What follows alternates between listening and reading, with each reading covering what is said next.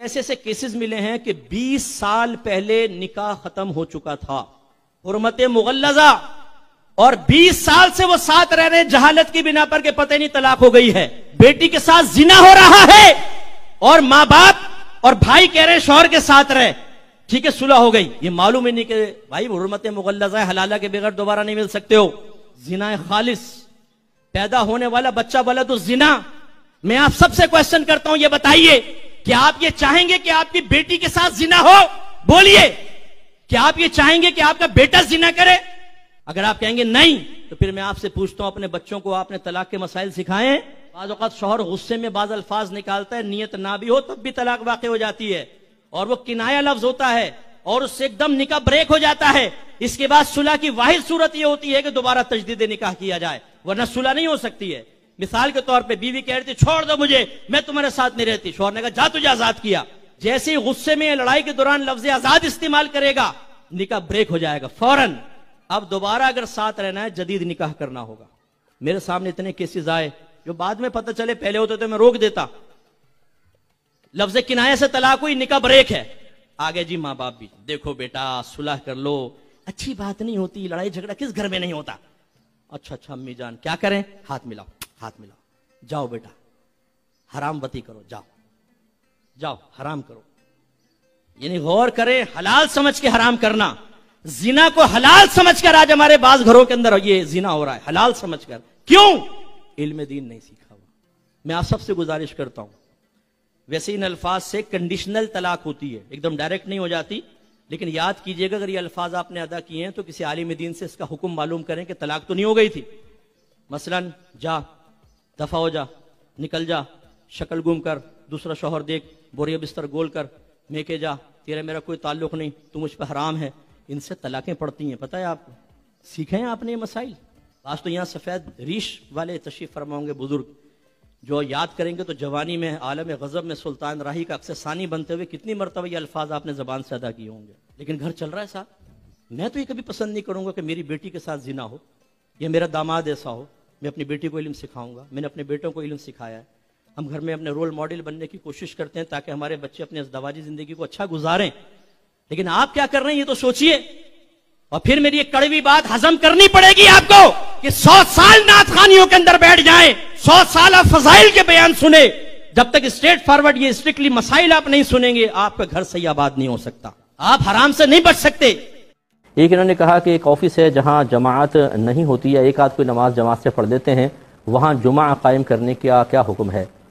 دیکھیں اس طریقے سے جمعے قائم نہیں ہوتے ہیں کہ ہر کوئی کھڑا ہو کے جمعہ قائم کر لے۔ اس میں نمبر 1 تو شرط یہ ہے کہ شہر ہونا چاہیے،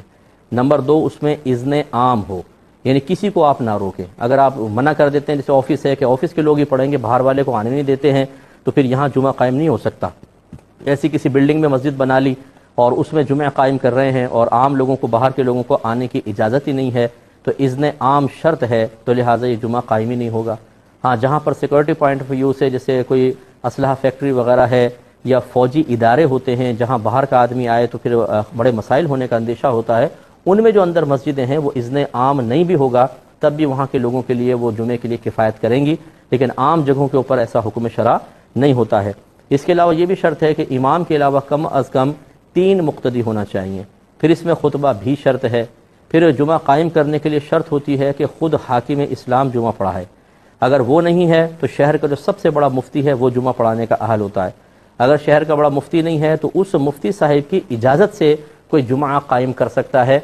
جیسے وہ کسی کو اذن دیں، یا پھر آج آسانی کے لیے اس پر بھی فتویٰ ہے کہ اگر مسجد کے تمام لوگ نمازی اور کمیٹی والے کسی ایک شخص کی امامت پر متفق ہو جاتے ہیں تو وہ جمعے کی نماز پڑھا سکتا ہے۔ اب آفس کے اندر ہوتے چند لوگ ہیں، وہ کسی کو اپنے طور پہ منتخب کر کے کھڑا کر دیں، اس طریقے سے صحیح نہیں ہوگا۔ پھر جو جمعہ پڑھا رہا ہے اسے تمام طہارت کے مسائل آنے چاہیے، کیونکہ وہ امام بن رہا ہے اور وہ بھی جمعے کا امام بن رہا ہے۔ طہارت کے اندر اس کو پتہ ہونا چاہیے کپڑے پاک کرنے کا طریقہ، چیزیں پاک کرنے کا، نجاستوں کی پہچان، پانی کی پہچان، وضو اور غسل کے تمام مسائل آنے چاہیے، تیمم کے مسائل، پھر اس کو نماز کی شرائط پتہ ہوں، نماز کے فرائض، نماز کے واجبات، کن چیزوں سے سجدہ سہو لازم ہوتا ہے، کن چیزوں سے نماز فاسد ہو جاتی ہے، کون کون سے مکروہات تحریمہ ہیں۔ تو یہ مطلب جو آج کل بیچارے کوئی بھی داڑھی والا نماز پڑھانے کھڑا ہو جاتا ہے، اس کو الف ب بھی نہیں آتی اور وہ عام جماعت کی امامت کا مستحق نہیں ہوتا، چاہے جائے کہ جمعے کا، تو عافیت اسی میں ہے کہ جمعے میں قائم کرنے کے یعنی آفس میں قائم کرنے کے بجائے قریب ترین مسجد میں جا کر اپنا جمعہ ادا کریں۔ ایک سرکار صلی اللہ علیہ وسلم نے ایک اور حدیث مسلم کی روایت میں بیان فرمایا کہ جہنمیوں کی دو قسمیں ایسی ہیں جن کو میں نے نہیں دیکھا، یعنی ابھی وہ ہمارے اس دور میں نہیں ہیں، وہ بعد میں پیدا ہوں گی۔ ایک وہ لوگ جن کے پاس گائے کے دموں کی مانند کوڑے ہوں گے جس سے وہ لوگوں کو ماریں گے، اور دوسرے وہ عورتیں جو لباس پہنے ہوں گی مگر ایسا لگے گا جیسے لباس نہیں پہنا ہوا، لوگوں کو اپنی طرف مائل کرنے والی اور خود ان کی طرف مائل ہونے والی ہوں گی، ان کے سر بختی اونٹ کے جھکے ہوئے کوہانوں کی طرح ہوں گے۔ ایسی عورتیں جنت میں نہیں جائیں گی بلکہ اس کی خوشبو بھی نہیں پائیں گی، حالانکہ اس کی خوشبو تو اتنے فاصلے سے آتی ہے۔ یعنی سرکار نے بیان فرمایا کہ قضا و قضا کے الفاظ اتنے بہت دور سے آتی ہے جنت کی خوشبو، لیکن ایسی عورتوں کو نہیں ملے گی۔ تو یہ سرکار صلی اللہ علیہ وسلم نے غیبی خبر دی ہے کہ ایک تو وہ لوگ جن کے پاس گائے کی دموں کے طرح کے کوڑے ہوں گے وہ لوگوں کو ماریں گے۔ تو یہ جہاں پر بھی دنیا میں اس طرح کے گروہ ہو گروپ ہو کہ وہ غریبوں پہ ظلم کر رہے ہیں، کوڑے مار رہے ہیں، وہ گویا کہ اس وعید کے تحت آئیں گے یا اس حدیث کا مصداق بنیں گے۔ دوسرا سرکار نے جو بیان فرمایا کہ ایسی عورتیں ہوں گی کہ جو لباس تو پہنے ہوں گی لیکن لگے گا ایسا جیسے نہیں پہنا ہوا۔ تو یہ دو اس میں صورتیں آ سکتی ہیں، ایک تو اتنا چست لباس پہننا جو جسم پہ پوری طرح فٹنگ والا جو لباس ہوتا ہے اور اس کو پہن کر عورت نامحرم کے سامنے آئے، تو یہ ایک سمجھ لیں لباس پہنا ہوا ہے لیکن بالکل ایسا جیسے نہیں پہنا ہوا، کیونکہ لباس تو ہمارے ستر کی حفاظت کے لیے ہوتا ہے۔ لباس تو اس لیے پہنتا ہے انسان تاکہ اس کے جسمانی حیت ظاہر نہ ہو، اور یہ انہوں نے ظاہر کی ہے۔ ایک تو یہ، یا پھر لباس ایسا پہنا ہوگا جو بہت ہی باریک ہوگا کہ اندر سے جسم جھلکتا ہوگا۔ تو آپ غور کر لیں کہ یہ دونوں طرح کے جو معاملات ہیں وہ آج ہمارے دور میں ہیں۔ عورتیں ہماری بہنیں بعض اوقات بہت ہی سخت قسم کا لباس پہنتی ہیں، اور بعض اوقات ایسے سے وہ کپڑے آ گئے ہیں کہ وہ گرمی کی وجہ سے اس کو پہنا جاتا ہے لیکن اس میں جسم ظاہر ہوتا ہے۔ اور دوسرا سرکار نے ارشاد فرمایا لوگوں کو اپنی طرف مائل کرنے والی اور خود ان کی طرف مائل ہونے والی ہوں گی۔ اس کا مطلب ہے کہ یہ کچھ خراب قسم کے گروہ کی خواتین کے بارے میں بھی سرکار کا اشارہ ہے کہ وہ ایسی ہوں گی کہ جو کام ہی ایسا کریں گی کہ اپنی طرف میلان مقصود ہوگا۔ تو جو اس قصد و ارادے کے ساتھ اور اس طرح کے لباس پہنے گی پھر اس کے لیے سرکار نے وعید فرمائی کہ ایسی عورتیں جنت میں نہیں جائیں گی بلکہ اس کی خوشبو بھی نہیں پا سکتی ہیں، حالانکہ اس کی خوشبو بہت دور سے آتی ہے۔ تو اس لیے خواتین کو ذرا اس پہ احتیاط کرنی چاہیے۔ بعض اوقات جب گھر میں تقاریب وغیرہ ہوتی ہیں، شادی بیاہ ہے، مہندی کی ہے، اور پھر اس میں عورتوں مردوں کا اختلاط ہو جاتا ہے، تو چونکہ ہمارے یہاں عموماً ایسا ہوتا ہے کہ دو موقع میں نے ایسے دیکھے ہیں کہ جس میں آپ اگر کسی کو کہیں نہ کہ شرع کی پابندی کریں تو لوگ ہائپر ہو جاتے ہیں اور بدتمیزیوں پر اتر آتے ہیں۔ ایک شادی بیاہ کا موقع، اور دوسرا جب کسی کا انتقال ہو جائے گھر میں، تو عورتیں رو رہی ہوتی ہیں، جزا و فضا کر رہی ہوتی ہیں، اس وقت ان کو سمجھائیں تو وہ الٹا پڑ جاتی ہیں، ارے تمہیں کیا پتا ہمیں کتنا دکھ ہے، ہم پہ مصیبت آئی ہے، تم لوگوں پہ کوئی آئی، اور یہ اور وہ عورتیں پھر باز نہیں آتی ہیں۔ تو یہ دو موقع ایسے ہیں جس میں لوگ شاید یہ سمجھتے ہیں کہ ہم قلم شرع سے مبرہ ہو گئے ہیں اور گرفت شرع یا احکام شرع تھوڑی دیر کے لیے ہماری طرف سے ہٹ گئے ہیں بالکل۔ شادی بھی ہے نا جی، تھوڑا بہت تو چلتا ہے، اس طرح موت میت ہے، ابھی ہم کچھ بھی کوئی رونا پیٹا کر دیں، کوئی بین وغیرہ کریں۔ اسی طرح بعض اوقات شکوے کرتی ہیں خواتین، اے اللہ تجھے میرے گھر نظر آیا تھا، تو نے میرا لال لے لیا، یہ وہ۔ اب ان کو سمجھانا ایک عذاب ہے،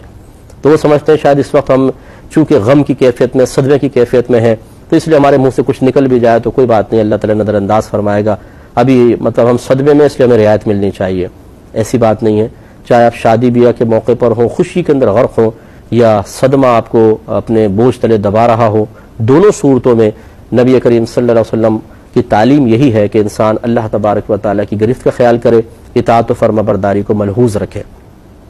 میں نے ایک حدیث آپ کو عرض کی تھی، صبر کا جب موضوع چل رہا تھا کہ سرکار ایک جگہ سے گزرے تو ایک قبر کے پاس ایک خاتون بیٹھی ہوئی تھی، تو نبی کریم صلی اللہ علیہ وسلم نے ان کو صبر کی تلقین فرمائی۔ تو چونکہ سرکار پچھلی طرف تھے، انہوں نے دیکھا نہیں، تو انہوں نے کہا کہ میری جیسی مصیبت آپ پر کوئی آئی ہے۔ سرکار چلے گئے، بعد میں ان خاتون کو بتایا کہ وہ تو رسول اللہ صلی اللہ علیہ وسلم تھے، تو پھر وہ حاضر ہوئیں اور آ کے معذرت کی، یا رسول اللہ میں معافی چاہتی ہوں، میں نے آپ کو دیکھا نہیں تھا۔ تو سرکار صلی اللہ علیہ وسلم نے فرمایا کہ صبر تو پہلے صدمے پر ہی ہوتا ہے، یعنی مراد یہ کہ جب نیا نیا صدمہ ہوتا ہے تو پھر ہی تو اپنے آپ کو شکوہ شکایت سے روکنا کمال ہے، آہستہ آہستہ تو ویسے صبر آ جاتا ہے، ویسے انسان شدت کو ختم بھول جاتا ہے، پھر تو صبر آسانی سے ہو جائے گا۔ جب مشکل ہو صبر کرنا اس وقت صبر کرے، یہی کمال ہے۔ تو خلاصہ کلام یہ ہے کہ خوشی کا موقع ہو یا غم کا، اللہ تعالیٰ کی فرما برداری اطاعت کو کبھی فراموش نہ کریں۔ جاہل قسم کے لوگ ہوتے ہیں، وہ آ کر مشورے دیتے ہیں، وہ آ کر آپ کو فورس کریں گے، ارے بھائی سب چلتا ہے، یہ کیا تم نے ملاؤں کی باتیں شروع کر دیں، پہنو جیسا لباس جیسا مرضی۔ اب وہ عورتیں مختلف قسم کے لباس پہن کر پھر وہ شادی ہال میں پہنچتے ہیں، بعض وقت مکس گیدرنگ ہوتی ہے اور بہت بد نگاہی ہوتی ہے۔ تو ہماری بہنیں جو حیا و شرم کا پیکر ہونی چاہیے، ان کو خیال کرنا چاہیے کہ کوئی نامحرم کی آپ پہ نگاہ پڑے، یہ قطعاً غیر مناسب ہے۔ اس لیے بڑی احتیاط اس میں کریں، کیونکہ سرکار نے سخت وعیدیں بیان فرمائی ہیں۔